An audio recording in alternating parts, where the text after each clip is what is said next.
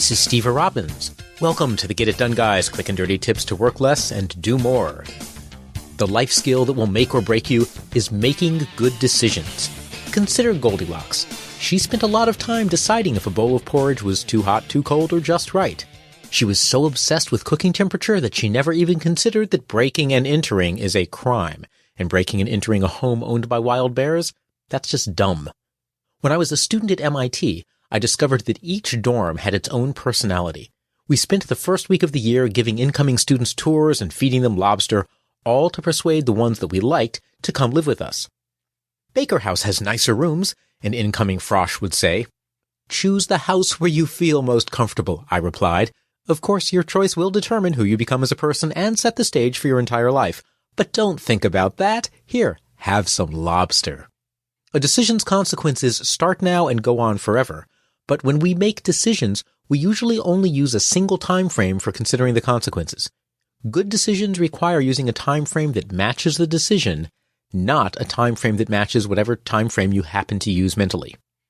Too short a time horizon is when we consider consequences into the next few minutes, weeks, or months, but a decision's really big consequences may be years away. Choosing a living group at the most formative time in your life based on tonight's lobster dinner? That's too short a time horizon. When that slice of JP Lick's Oreo ice cream cake beckons you, and by you I mean me, think only of that moment of tasty awesomeness and not the 3 weeks of cardio that it will take to work it off. Resist temptation by consciously and vividly imagining the unpleasant far future consequences. Imagine them as big and as bright as the temptation itself. Resisting will be much easier, and you can just send that Oreo ice cream cake to me. In my coaching practice, I found that clients' bad decisions often come from using the wrong time horizon. One client took a job she knew was a bad fit. It's my only offer, so I have to take it, she explained. Bad decision. To relieve her short-term job anxiety now, she created a long-term cauldron of stress, spending years in a job that she hated. Most people would rather cut a stressful job hunt short by taking a job that makes their life a living heck than extend the job hunt and find a job that's such a good fit that they keep it for years. The short term overwhelms the long term. You'll also find the short term driving other common decisions. For example, hiring to fill a need now when the candidate is a poor fit for long term. Polluting a little bit now when that pollution will accumulate, causing serious problems down the line. And, being just a tad unethical now because it's just this once, without realizing that just this once easily becomes a slippery slope. Pair your short-term decisions with a contingency plan for long-term consequences. Trial periods for new hires are a contingency plan to fill a current need without committing to a long-term misfit. Having pollution licenses that must be reevaluated and renewed would be a good contingency plan for allowing short-term polluters if they were properly enforced. Don't hold your breath. Wait, but if it's polluting, you should hold your breath. And a Cayman Islands vacation home is a great contingency plan if you decide to ski down that ethical slippery slope. But sometimes we think too far ahead. You can also think too long-term. Many entrepreneurs build companies without knowing how they'll make money. They think, 10 years from now, we'll have it all figured out. But if they have no plans for surviving from now until that decade is up, they'll run out of cash now and go belly up.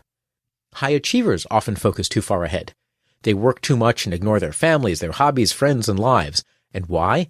Oh, for that next promotion, or to plan for retirement, or to send the kids to college, or to build up a nest egg that will someday hatch into a 12-foot-tall cybernetic ostrich with superpowers that they'll use to take over the world.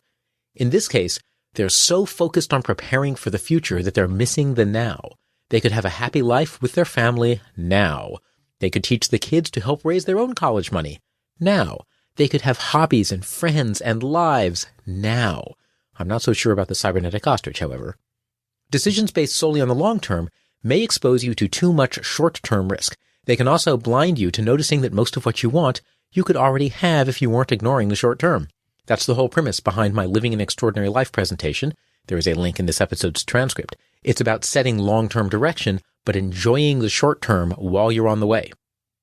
When you're concentrating solely on the long term, stop and take a look at the short term and the present.